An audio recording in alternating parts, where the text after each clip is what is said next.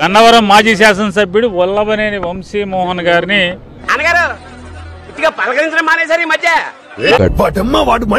రాత్రి నుంచి కూడా పాత్రికేయ ప్రపంచం మీరే సాక్ష్యంగా చూస్తున్నారు. ఒట్టకాయ వస్తుందండి, ఎన్ని మాట్లాడాలని నమ్మకనండి.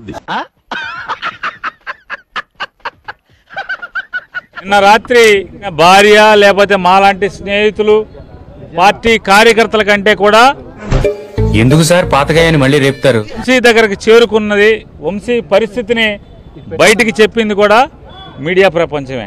పెట్టండి డీజేలు, కొట్టండి జేజేలు, పెట్టండి కటౌట్, కొట్టండి చప్పట్లు, చల్లండి పూలు, వేయండి హీలలు. ఈ రోజు కూడా ఇక్కడ హాస్పిటల్ దగ్గర జరిగిన తంతంతా కూడా మీరే చూశారు.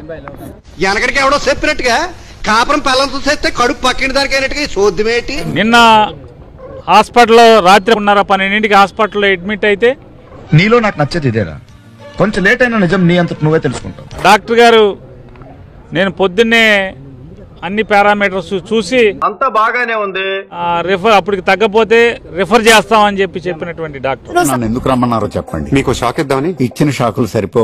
7 గంటలకే పోలీసు వారు మళ్ళీ వెళ్ళిపోయి నీకు బాగుంది రామని చెప్పని చేతులు పట్టుకుని ఈడ్చుకుని స్టేషన్ తీసుకెళ్ళిపోయి, స్టేషన్కి వెళ్ళిన తర్వాత మళ్ళీ 1 గంటకో గంటన్నరకో మళ్ళీ అతనికి వామిటింగ్స్ అవటం, మళ్ళీ కళ్ళు తిరిగి పడిపోవటం.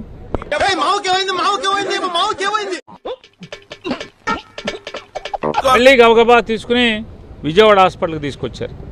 లో ఉన్న దరిద్రాలు, ట్విస్టులు, కష్టాలు అన్ని మీ జీవితంలో ఉన్నాయంట్రా.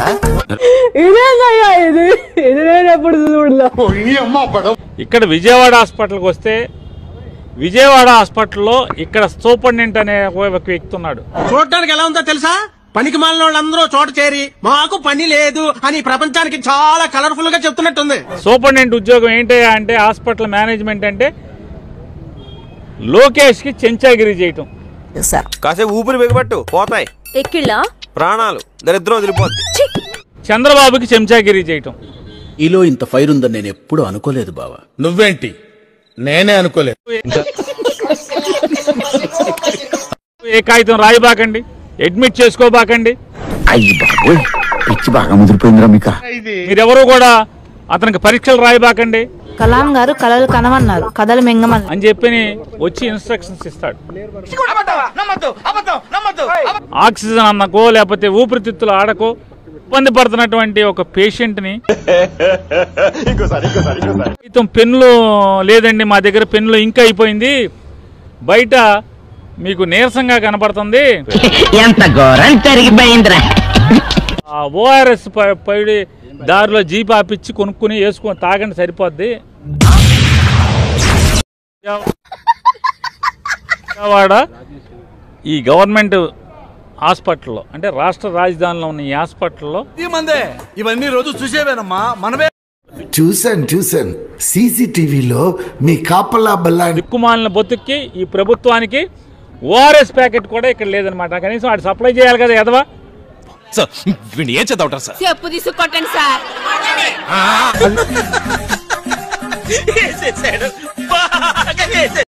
మాజీ శాసనసభ్యులు వల్లభనేని వంశీ గారు, వైఎస్ఆర్ కాంగ్రెస్ పార్టీ నాయకులు కన్నతల్లికి అన్నం పెట్టినాడు, పినతల్లికి బంగారు గాజు చేయిస్తాను ఏ విధంగా జైల్లో అనారోగ్యానికి పాల్పడుతున్నారన్నది మనందరం కూడా చూస్తున్నాం.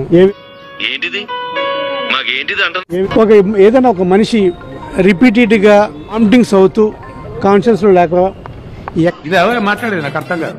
అందుకే కదా నీ మెడలు కొడతాను. ఎక్కడ పడితే అక్కడ పడిపోతూ ఉన్న మనిషిని కూడా